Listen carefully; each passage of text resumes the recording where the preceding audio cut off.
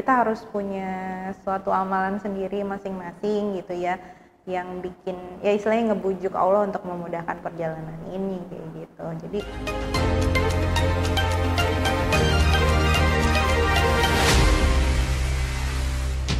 Assalamualaikum warahmatullahi wabarakatuh. Sahabat Mercy, berjumpa lagi dengan saya Sri Astuti, yang pada kesempatan kali ini kita akan mengulik atau membahas lebih lanjut terkait kesan atau pengalaman relawan medis Mercy selama bertugas di jalur Gaza.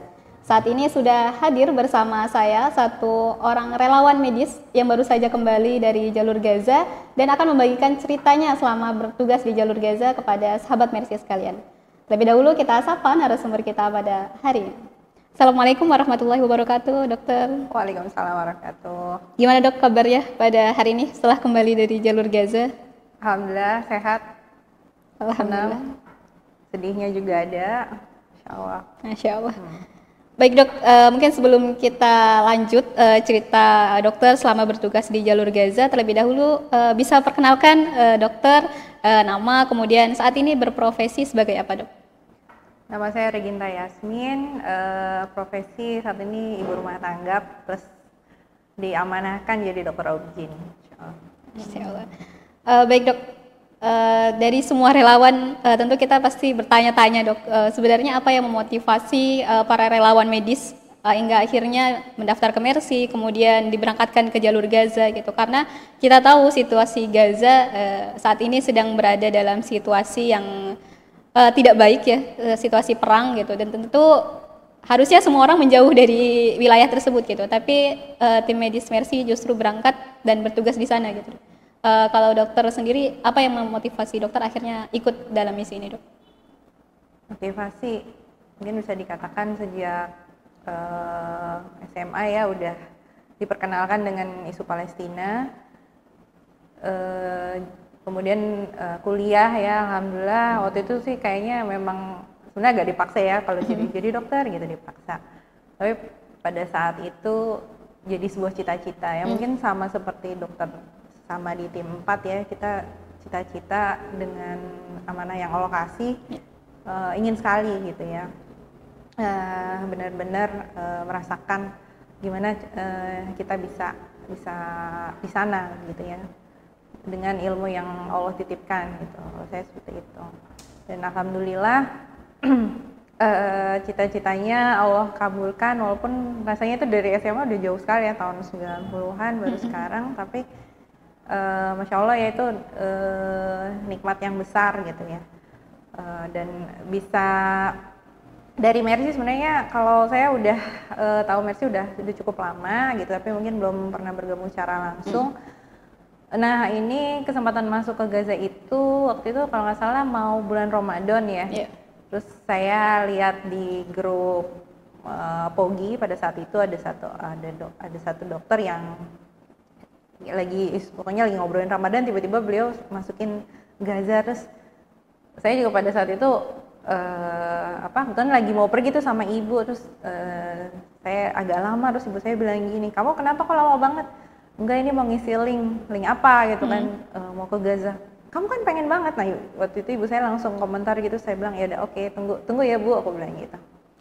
Misi cepet dah, waktu itu juga karena nggak ada kabar jadinya bisa nggak ya, terus saya udah bilang sama ibu saya doain dong rezeki gitu. Saya juga bilang sama suami, kebetulan suami juga sejak awal kenal nikah itu udah tahu saya pingin banget gitu ya bisa sampai sana. Beliau juga bilang ya berdoa aja, atau kamu harus punya amalan tertentu lah yang membuat Allah mengizinkan kamu bisa sampai sana kayak gitu, Insya Allah. Berarti memang sudah menjadi cita-cita sejak lama ya dok bisa masuk ke jalur Gaza? Iya alhamdulillah, terima kasih sekali, alhamdulillah sama Allah, terus terima kasih sekali dengan Mercy ya memfasilitasi dengan sangat nyaman. Ini mungkin perjalanan saya yang ternyaman ya jadi relawan gitu. Biasanya kita ngarepinnya gimana gitu, ternyata pas sampai datang ya Masya Allah gitu ya. Apalagi dengan ada relawan yang udah di sana kayak Pak Edi gitu ya, jadi orang tua sekaligus kita nggak worry lah, maksudnya beliau bilang pokoknya dokter kerja aja, urusan rumah apa makan logistik tuh beliau Masya Allah ya udah selalu ready gitu. Ya, kalau dokter sendiri berarti masuk di tim 4 ya dok? Saya ya alhamdulillah masuk ke tim 4 sama dokter Dina, dokter Dede, dokter Farhan, ada dokter Gigi Sari dan 2 orang perawat, Mas Daud sama Mas Puren. Kalau dari cerita dokter Legenda tadi terkait keberangkatan ke jalur Gaza, mulai dari pendaftaran kemudian juga bagaimana keluarga mendukung, berarti tidak menjadi satu tantangan ya dok, izin dengan keluarga gitu, baik dari orang tua kemudian juga suami gitu dok? Kalau untuk izin alhamdulillah lancar sih ya. Alhamdulillah sekali lancar. Justru tantangannya itu ketika ya mungkin semua udah tahu ya tim 4 nunggunya lama, mungkin sekitar kalau Farhan mungkin tadi 3 mingguan lebih, saya hampir masuk minggu kelima menunggu. Itu yang saya rasain. Ya saya juga curhat sama suami, kadang-kadang nangis, ini gimana ya, apa mungkin ada ganjalan gitu ya sampai Allah nggak mudahkan. Tapi setelah kami pulang terus kita ngobrol sama satu sama lain di tim 4, kami sendiri itu masing-masing berpikir seperti itu, jangan ada satu hilaf atau dosa kita yang tidak memudahkan perjuangan ini, seperti itu. Sampai mungkin tadi Farhan udah cerita ya, kita suruh balik gitu kan, udah mau masuk disuruh balik, itu benar-benar kayak aduh kenapa ya gitu. Sampai kita semua pas jalan balik itu ngobrol lah ya di coaster gitu ya, kita harus punya suatu amalan sendiri masing-masing gitu ya, yang bikin ya istilahnya ngebujuk Allah untuk memudahkan perjalanan ini kayak gitu. Jadi kayaknya tantangannya lebih ke sabar kita nunggu. Sabarnya tuh kalau misalnya kena musibah atau kena nikmat gitu, tapi ini nunggu, saya ngerasa Allah tuh benar-benar mau ngedidik saya sabar untuk berbuat kebaikan itu sama beratnya ketika kita sabar untuk menghindari suatu keburukan yang seperti itu, dan itu Masya Allah berat. Maksudnya mungkin di sini kalau suami nggak selalu ngingetin, kamu udah zikir ini belum, kamu udah ini belum, kayak gitu. Terus ya karena kita di sekamar ya dokter Dina gitu, saya juga kadang-kadang, Din kita ini yuk ingetin ya gitu. Jadi ya mungkin nggak istimewa lah ibadahnya, tapi berusaha banget untuk dirutinin. Itu yang saya lihat di tim 4 seperti itu. Jadi kayak lebih ke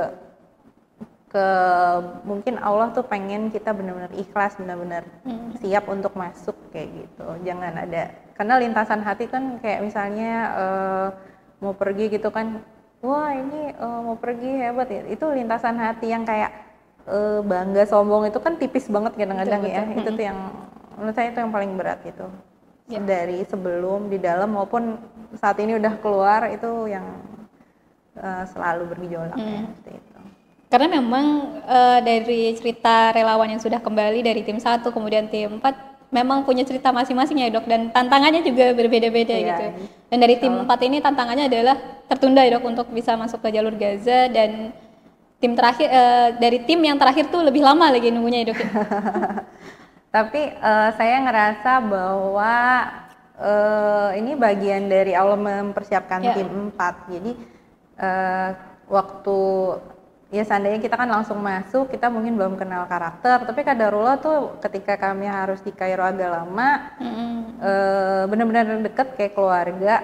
Jadi kalau misalnya ada selisih-selisih mungkin waktu nyiapin alkes atau obat gitu, kita udah tahu oh ini tipenya kayak gini. Atau misalnya kita bagi tugas yang tidak tertulis, misalnya waktu itu apa beres-beres apa masak gitu. Jadi alhamdulillah jadi tahu tipenya masing-masing gitu, dan benar-benar siap kayak keluarga. Maksudnya keluarga tuh kalau dokter Dede selalu ngingetin kita semua ya, namanya keluarga itu tempat kita pulang. Jadi walaupun kita berantem di dalam, wah heboh hancur-hancuran, tapi tetap kita bisa maafin, kita bisa sabar, kita bisa masih sayang seperti itu.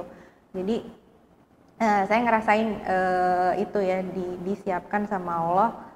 Jadi ketika masuk ya mungkin sama kayak teman-teman yang lain ya, hatinya tuh hatinya ringan gitu, tenang. Jadi karena kita udah ada trust, kita udah percaya dengan personal team seperti itu. Selalu ada hikmah dari setiap peristiwa meskipun pahit itu.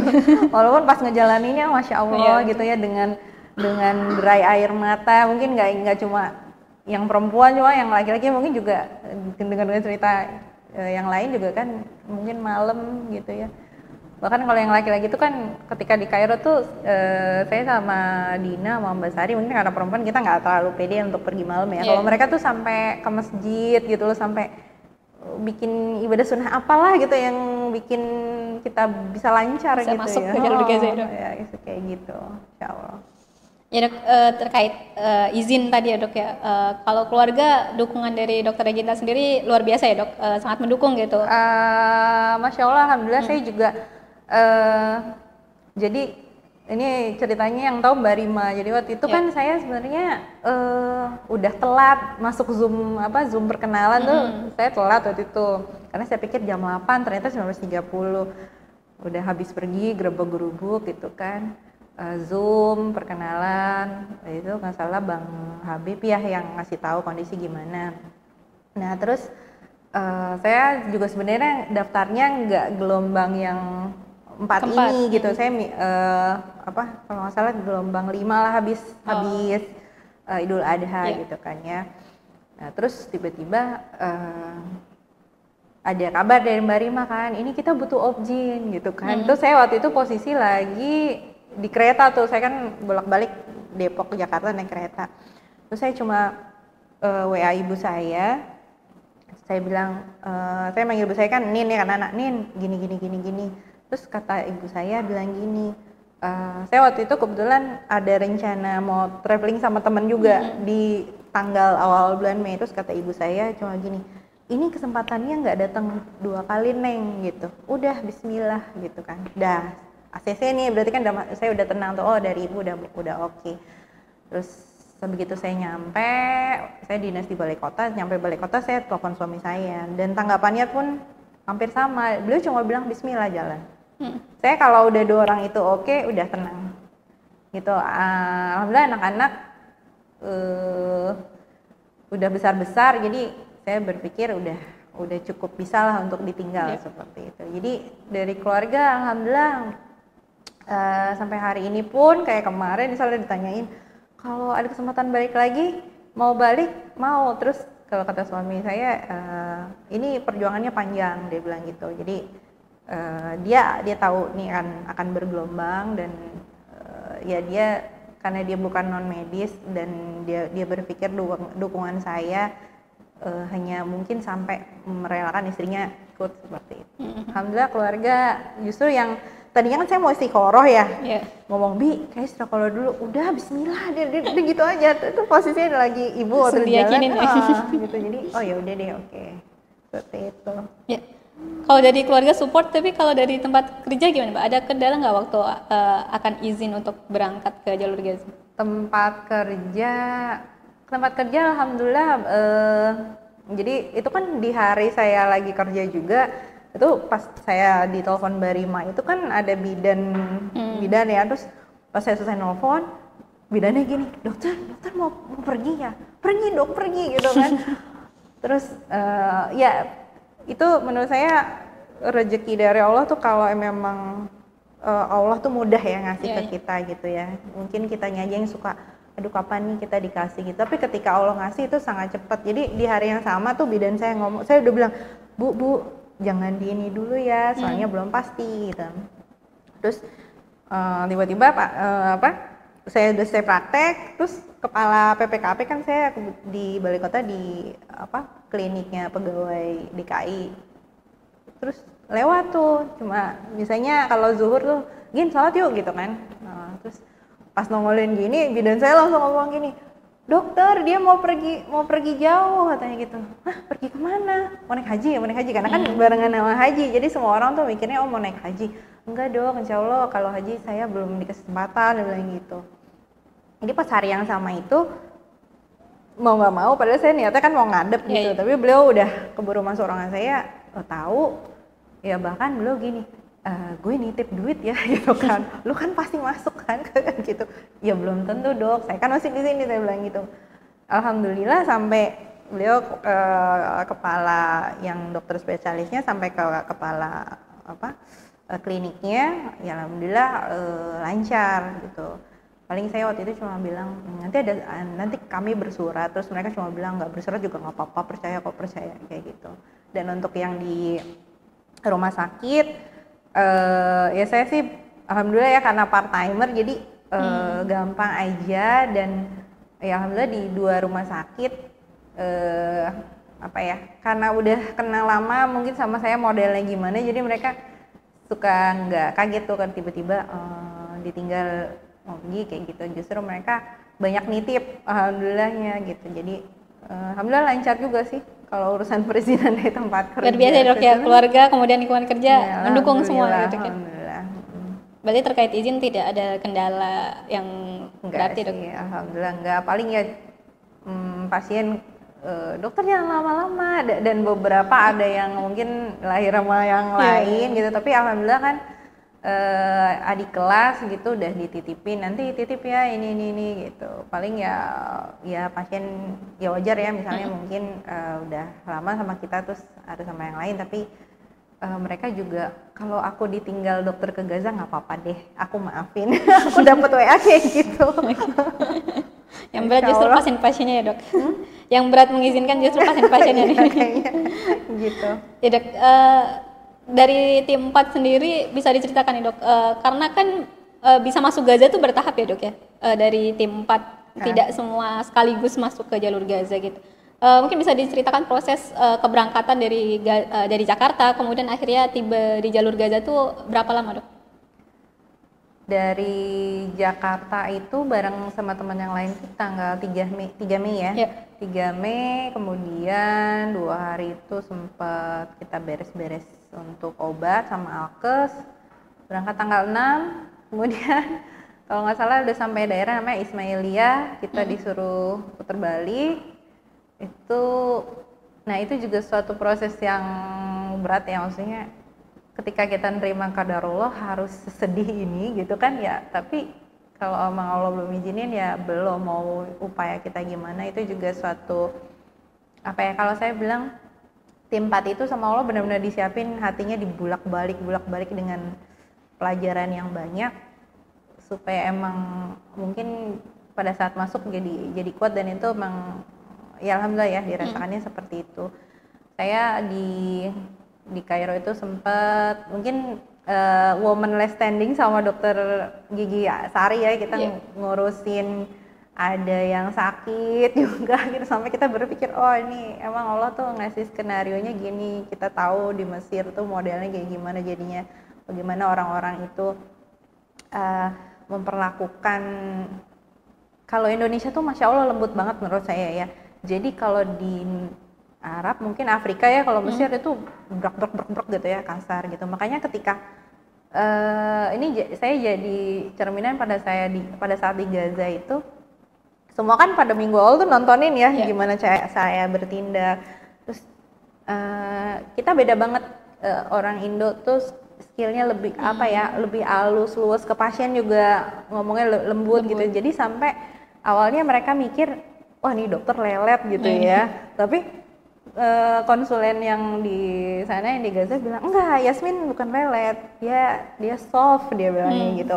Soalnya kan saya waktu itu kuret pertama kali, jadi saya ngerasain orang Arab atau Afrika itu biasa diperlakukan dengan keras, kasar. Jadi pas ketemu orang Asian yang kayak kita, mereka tuh mikir awalnya oh ini kalau nggak lelet, lemah atau apa gitu. Tapi setelah mereka hari kedua ngeliat saya kuret gitu-gitu, terus mereka gini, oh enggak, stylenya Asia emang kayak gitu, kayak mereka soft aja, mereka lembut aja gitu, karena mereka kan mikirnya timing kerjaan harus selesai gitu, misalnya kuret 5 menit, 10 menit beres, sesar 30 menit beres gitu, maksudnya dengan timing yang sama ya bisa gitu, yang kayak gitu. Jadi mereka juga ke kitanya jadi kamu tuh benar-benar sayang ya sama kita gitu, jadi tanpa kita ngomong oh kita sayang gini-gini, tapi dari perlakuan gitu, kayak mungkin Farhan cerita gimana cara dia ngejahit dengan pilihan material yang lebih soft, dengan cara yang lebih, mungkin kalau orang melihatnya ya itu kali lelet santai gitu, tapi kan hasilnya sama aja gitu ya, caranya saja yang berbeda. Caranya berbeda gitu. Jadi sayang banget nih berarti ke kita gitu ya, tanpa harus gitu. Itu sih yang saya ngelihat gitu, kenapa ya dulu di Kairo sampai harus ngurusin orang masuk rumah sakit, kita sama-sama ngelihat, oh kok kayak gini banget ya, serem. Kalau di Indonesia udah viral nih, udah dituntut kemana-mana gitu ya. Ya gitu perjalanannya sampai saya itu masuk ke minggu ke, waktu itu Bang Arif datang, kita semua duduk satu meja. Itu benar-benar men-challenge apa ya menurut saya kesiapan kita semua. Kemudian karena pada saat itu optionnya Bang Arif sampai bilang kalau visa habis kita pulang. Itu kita semua begitu Bang Arif selesai ngomong itu kita semua pada diem di kamar, diem semuanya, perang dengan hatinya masing-masing, lu sambil mungkin ya Allah ada nggak jalan gini-gini gitu kan. Kita udah agak down tapi nggak langsung lama karena habis itu kita biasa ya lo tim 4 gitu, yuk kita kemana atau kita mau masak apa gitu kan. Udah tuh lupa gitu kan. Terus kebesokannya pas Bang Arif udah ke Jordan ya, hari Seninnya kalau nggak salah, saya ingat banget itu pada asar di Mbak Sari itu di telepon Bang Arif bilang, ini ada 2 kesempatan, 2 orang yang duluan bisa masuk. Itu Masya Allah ya, kita wah alhamdulillah gitu. Tapi di sisi hati masing-masing kita kan agak ciut ya, aduh siapa nih yang bakal kepilih. Nah itu juga sempat challenge untuk hati saya gitu, karena waktu itu kita di situ masing-masing harus belajar ikhlas nih, siapa yang bakal kepilih. Dan pada saat itu kan kita musyawarah aja siapa nih yang paling prioritas gitu ya. Akhirnya kita putusin Dina sama Abang duluan. Itu saya pikir cuma saya aja yang adalah selentingan yang namanya setan ya gitu kan. Aduh gimana ya, kita jadi was-was. Kalau kata suami saya itu setan mainnya di situ, dia bikin kamu was-was, bikin kamu cemburu kayak gitu. Itu nggak boleh sebenarnya.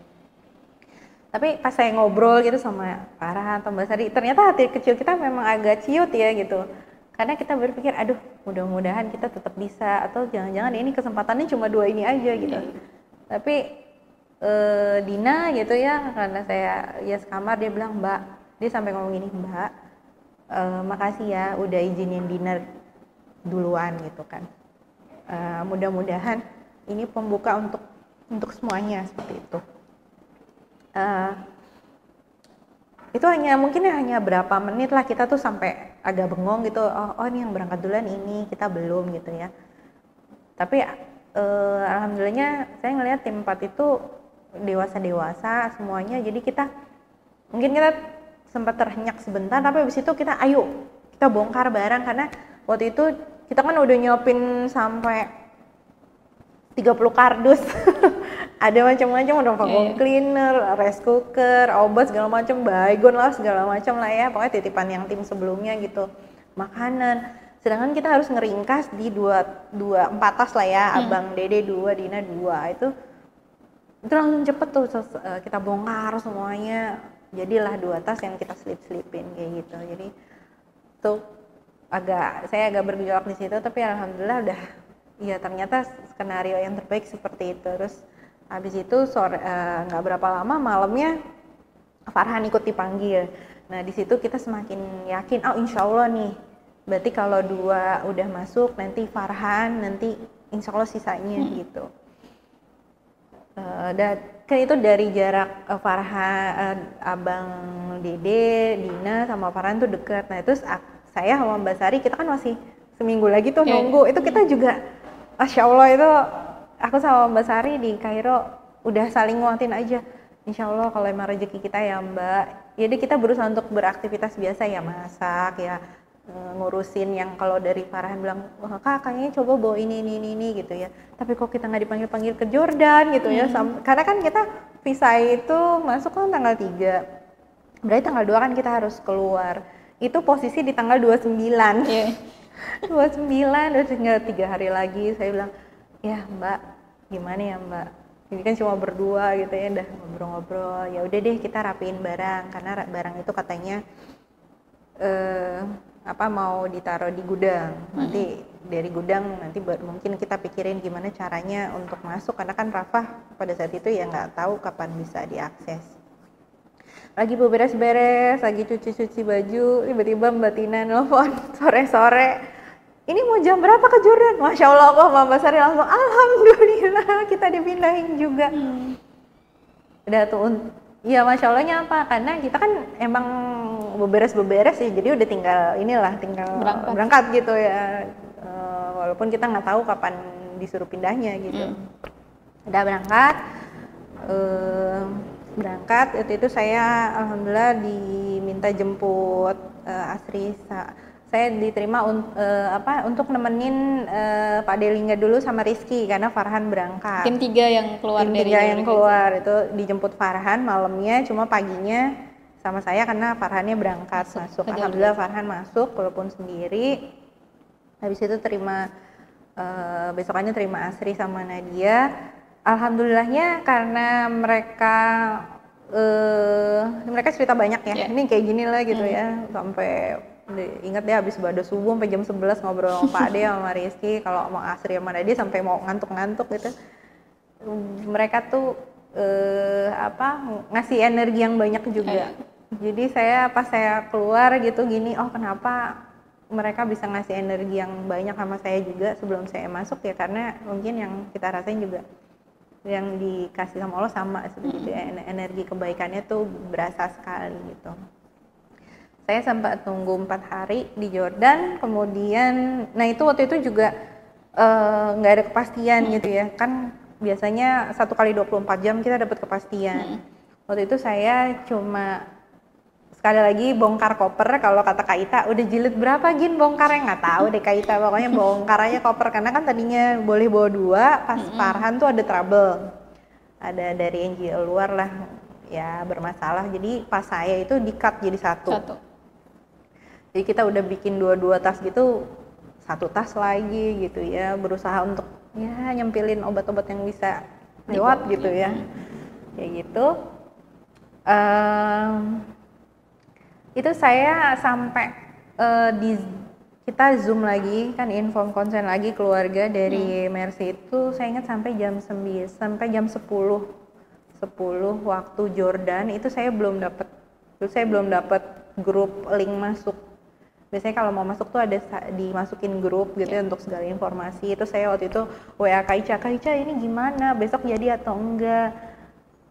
Karena kan besok itu kalaupun lancar kayak Farhan itu jam 6 kita harus di titik kumpul, jam setengah 7 itu harus sudah jalan. Itu saya udah ya mungkin kayak cerita-cerita Bang Arif atau siapa yang udah pengalaman nih, kadang-kadang udah di depan pintu juga suruh balik gitu kan. Itu kan wah pokoknya itu udah mulai gini lagi, ya Allah ini gimana, mana nggak bisa tidur juga kan, takut kesiangan tapi besok pasti atau enggak. Belum pasti gitu kan. Ya udah lihat tuh koper masih berantakan. Nah, kadang-kadang kan suka gitu tuh jam setengah 11 sampai jam 11 baru tuh dapet ini masuk linknya ya, kata Kak Ica. Oh baru dia tuh gua gerabak-gerubuk rapiin lagi berdua sama Mbak Sari kan. Kayak gitu. Ya alhamdulillah saya sempat karena saya sendiri tapi dengar cerita Farhan ada trouble, saya berpikir ya kalau ada trouble mudah-mudahan masih bisa masuk lah ya kayak gitu. Saya sendiri waktu itu sebenarnya agak gimana ya, takut banget sih enggak, cuma kalau ada apa-apa minta tolongnya sama siapa ya, karena Asia sendiri terus Muslim kali ya, jadi yang lain bule-bule gitu kan. Tapi ya alhamdulillah lancar di X-ray maupun di imigrasi, pas di LMB lancar masuk. Tibanya sih mungkin agak terlambat ya, jadi nyampe itu sekitar sudah belum maghrib ya, kalau di sana kan maghrib jam 8, saya masuk itu kurang lebih jam 4:30, nyampe ke guest house UN-nya itu kurang lebih sejam setengah lah kayak gitu. Jadi itu juga masuknya nggak mulus karena kan konvoi itu sempat berhenti karena ada yang pecah ban tuh. Nah itu pecah ban di jalan itu udah mulai ngerasain tuh berhenti sebentar aja orang udah ngetok-ngetokin mobil kan. Terus di Gaza itu juga ada mungkin polisi yang ilegal gitu ya, polisi yang dari masyarakat itu mereka selalu bawa senjata kemana-mana. Terus karena terpaksa banget akhirnya kita masuk ke pabrik tepung kalau nggak salah itu. Nah itu mulai tuh begitu keluar mobil denger bom suara dun dun dun dentuman. dun dun gitu ya semuanya. Tapi ya alhamdulillah sih baik-baik aja gitu, dan teman-teman perjalanan bilang welcome to Gaza katanya gitu. Oke gitu. Beda alhamdulillah sih yang dikhawatirkan nggak kejadian lah gitu. Masuk baik-baik aja alhamdulillah lancar. Berarti ketertundaan tertutupnya Rafah kemudian akhirnya tertunda tim 4 masuk tuh jadi ujian tersendiri ya Mbak untuk ke tim 4 gitu. Kalau untuk tim 4 iya ya, karena ya mungkin lebih ke ujian kita sebagai manusia ya, yang percaya nggak sama Allah nih. Kalau mau gimana caranya untuk ngelancarin apa upaya lain selain nunggu, selain beberes obat dan alat kesehatannya kayak gitu, apa yang bisa dikerjakan kayak gitu. Dan tim 4 juga alhamdulillah udah berhasil masuk semua ya Mbak ya ke jalur Gaza. Alhamdulillah. Yang terakhir Dr. Sari yang mungkin yang menurut Allah yang sabarnya paling sabar di antara kita, beliau itu karena beliau kan tadinya berharap masuknya hari Kamis ya, 2 hari Selasa ya, ternyata masih terpaut 2 minggu lagi. Cukup lama ya Dok ya. Lama. Setelah tertunda cukup lama baik di Mesir kemudian di Jordan dan akhirnya bisa masuk Gaza, Dok, perasaannya bagaimana Dok ketika pertama kali menginjakkan kaki di Gaza?